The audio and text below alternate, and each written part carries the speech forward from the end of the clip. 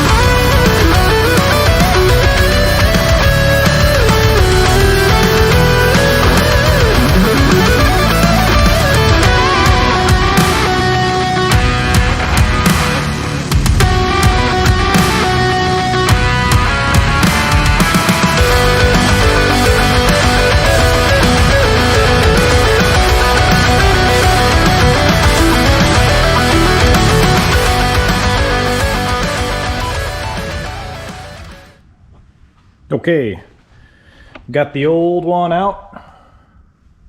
New one is just sitting in there. It's not actually in. It is bigger.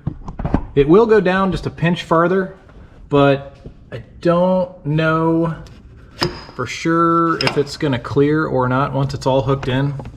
So I'm gonna try putting it in there best I can and see if I can close the hood. If I can, that's obviously the best deal because then I don't have to do anything to it. So we'll see. Okay, upon further looking at things, so here's where it's at. If it sits there, I think it's going to be just too high. Not by a ton, but by enough that it's just going to be a pain. So this is what I'm going to do, because this is really where I want it to sit. The other option is to push it down over that wire loom in there, and then it sits further down, but this is lower too, and this isn't the right angle on this, and I could probably force it to make it work, but I think that sits better for getting fluid to the pump, and I like the way it sits there versus pinched over there.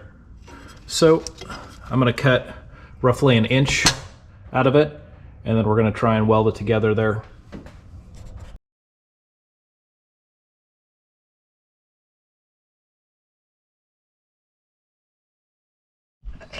Okay, got roughly an inch taken down on the canister. I think this is pretty similar size now as the old one, which is kind of what I wanted. I was gonna try a different technique of welding. You can actually braze this with some aluminum rods and get a heat torch, which I have, and try hand welding it that myself, but again, I would rather just trust somebody who knows how to weld professionally with aluminum rather than trying something new for the first. It'd probably be fine, but I'm just gonna try taking it somewhere to get it welded. Okay, I've got it all cut, checked, put in place. I cut down the line to fit accordingly and put the PTFE back together. I got everything marked and set here as far as the bracket goes. Now I'm just trying to get a hold of somebody that can weld it together. In the meantime, there's another thing that I planned on doing today. We talked to Blake in the last video about getting a good calibration on the fuel gauge. In order to do that, I got to get a good reading on completely empty. So we're going to siphon the tank here and go from there. And it sounds like I'm getting a call hopefully from a welder. All right, sure enough, that was the welder. They can get it done, so I'm gonna go drop this off to Whitley Welding, get that taken care of, and then we'll be back to siphon some gas. Well, gonna put the siphoning the fuel for later, because we have a welded complete reservoir. So, guess we'll get back to working on this and put it back together.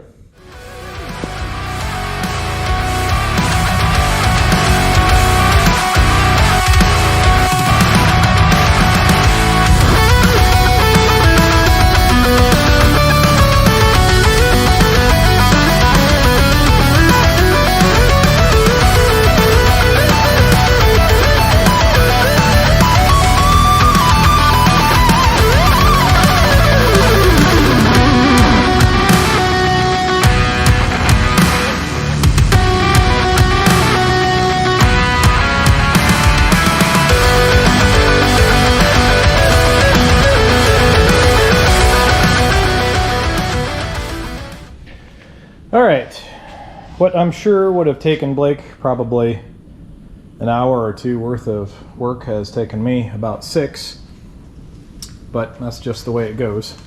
I believe everything is finally done. You may have seen some zip ties earlier. That's because this aluminum reservoir is touching the aluminum on the back of the ABS, and over time with friction and movement, it probably would eat into most likely the lesser dense material, which is going to be the thinner reservoir. So I've got a few zip ties there. They should absorb the vibration and hopefully they don't break through. If so, I'll have to figure something else out. There's not a lot of clearance, but everything does fit. Everything seems tight. I think I have everything back together again where it should be. So now I'm going to add some power steering fluid back into the system and cross my fingers and hope that it doesn't leak.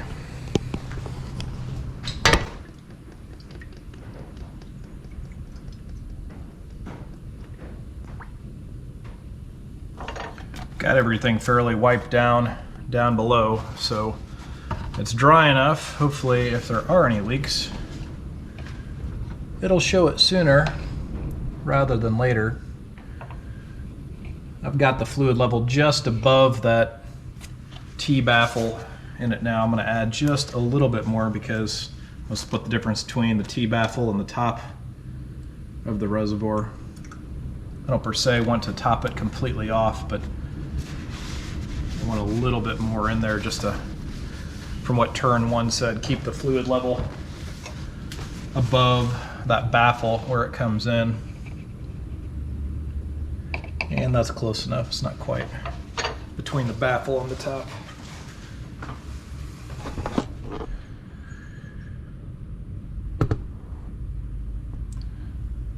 So without the car on, don't see anything leaking as of yet. Minus my mess I've already made. So hopefully this will fix the problem we were having earlier with it just whining and just not being happy with all the cavitation we were having before. we'll find out.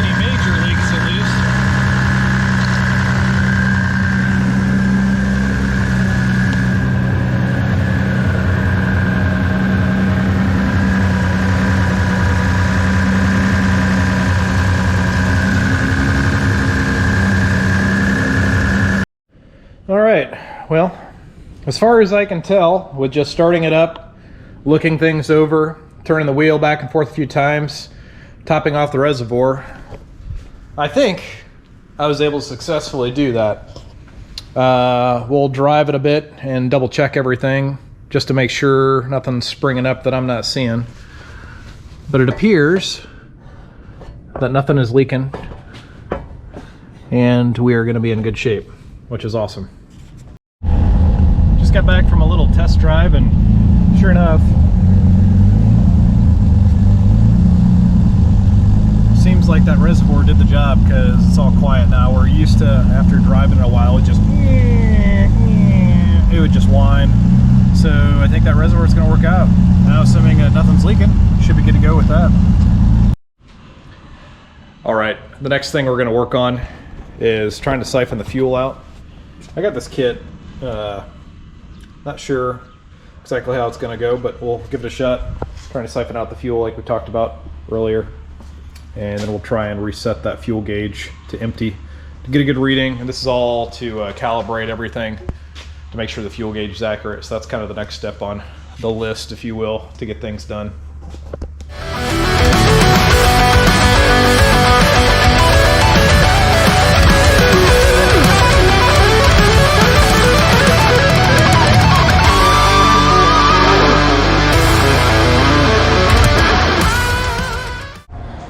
Well, that didn't work very well. I can't get the line to go all the way into the tank for some reason. I don't know if there's an extra bend in the neck that it's just not wanting to make or what, but no dice on that. So we're gonna go to plan B, which unfortunately is a little bit more challenging, but we can do it. I'm just gonna disconnect the fuel hat assembly again, and we'll just pump it right out of the actual tank from the inside out. All right, fuel hat's off, tank open. We'll start siphoning. A little longer than a few minutes later. Okay, so in standard Ben fashion, this is all pretty much for nothing because I am at an empty tank right now. I mean, there's a little bit left there, but yeah, it's extremely low to the point where I can't even siphon fuel because there's less than that much in the tank. So we are at empty. I'm gonna go ahead and try to recalibrate the speed hut gauge to reflect empty. It'll secure an ohm reading and it'll record that. Then we'll go top it off and do the same thing for full. And hopefully, if everything goes right, that should work. So I did the calibration. We are set on empty. I wanted to leave this open while I was doing that because I was turning the ignition on. It primes the fuel pumps, and I just wanted to make sure that we didn't have any leaks back here. So I wanted to leave it open. And everything looks dry, so I think we're in good shape. I'll put it back together, and then the next step will be to go fill it up with gas, recalibrate it on full, and then hopefully, if everything is how it should be, the calibration will be complete and I'll have an accurate fuel gauge. So I just topped it off with fuel, so let's go ahead and calibrate the fuel gauge to full.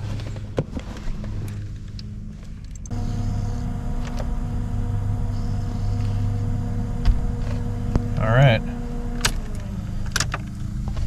I did everything as they asked, at least in the video, so we'll see if that works.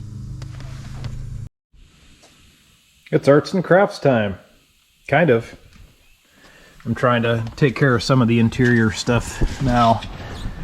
This is all fairly minor stuff, but it's the little things that I kind of want taken care of for the car to make it just a little bit nicer, a little more functional. So I've got a dimmer switch here that I just put in. This is for the interior lights, to dim them on the dash and stuff, just with the speed hut gauges. So I put that there. It made more sense to really put it with the lights on the car over here, but behind here there's really just no room, and there's a little control that's fairly thick behind it, so there's just no room here to really put it.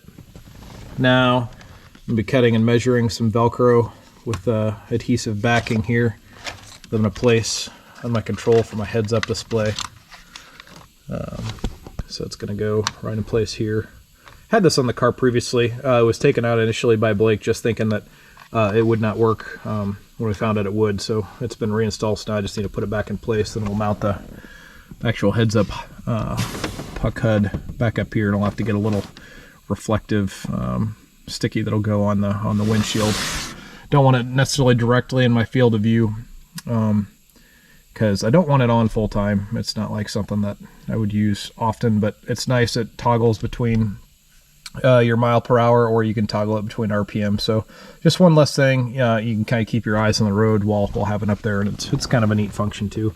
So getting that taken care of, the last step is really going to be, this is the boost controller. Obviously not working yet since we're not tuned under boost, but at some point in time it will be, and it's got a fancy sticker here, so I'm working on a solution to place it in here.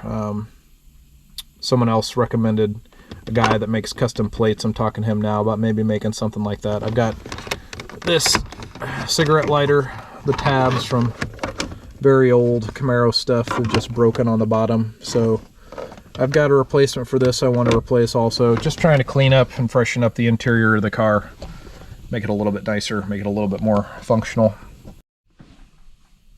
For anyone who has a 4th generation Camaro Firebird and has done anything like this, this is literally the worst position in the car to work on things. But sure enough, if you ever want to get to wiring underneath everything, it's literally the only way you can do it. So I've got it up. I'm just trying to get the wiring out of the way so I don't step on it while I'm driving. Good times. Hell hole wiring clearance complete. Everything, nothing's hanging down by the pedals. Got the controller for the Delphi heads-up unit in place. Some people might ask where I got the thing. I got it actually from Lingenfelder, but it's been years ago. I don't think they offer it anymore. It's a standard DeFi heads-up display that's been hardwired into the car. It takes a little bit of time, but you too can have it. I'm sure there's other universal kits out there. And then this little puck goes on the windscreen up there, and it'll project your mile an hour and RPM. One final thing I really wanted to do to the Camaro, and this has absolutely nothing to do with how it performs or would necessarily need to be done for safe per se to have for tuning, but I just wanted it done, is I've got one window motor on the passenger side here that's just slow. Anybody who's had a 4th generation F-body knows that they just go out. It's just a matter of time. This will be, I think, the 2nd time I've done this, and the shoebox has got a really great link on how to replace these things. But here's the new window motor. Basically, if you just drill rivets through there or drill holes to pop the rivets out, you can just put screws into place, and it's a lot easier. So I'm going to replace this real quick, and I think as far as maintenance stuff goes, minus just 1 or 2 things that Blake's going to help me out with in the next video, we should be good to go as far as getting some of the stuff taken care of.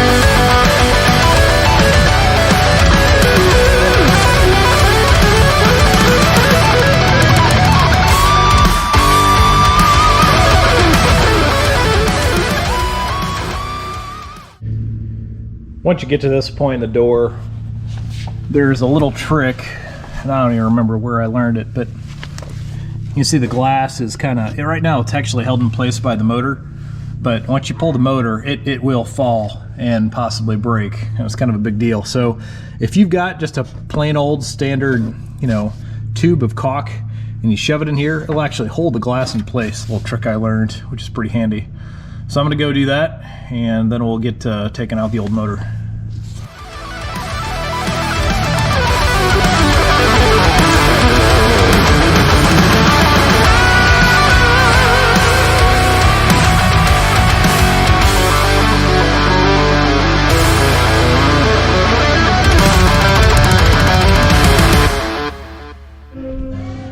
You ever get to this part in it, this is honestly the worst. I've already drilled these out, which is what's recommended, and it's way easier than doing the rivets, but getting that little nut on the bolt in there, I haven't got that one yet in there. And down here, that is the hardest part of the job. It's just extremely tedious and just requires a lot of patience. Window motor's back in, got all the little nuts and bolts. Now, this is easy, if you can say that word. It's just putting everything back together the way you took it apart, only backwards.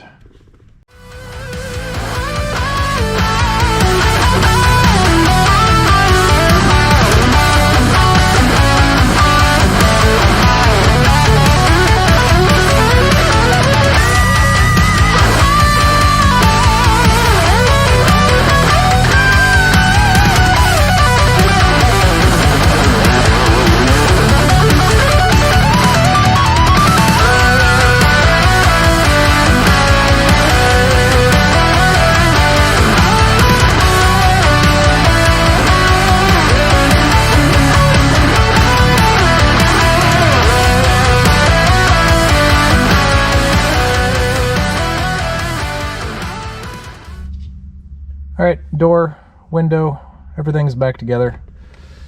Go ahead and test it out.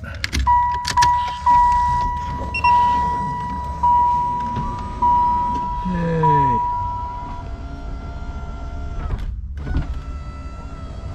Much better. Awesome.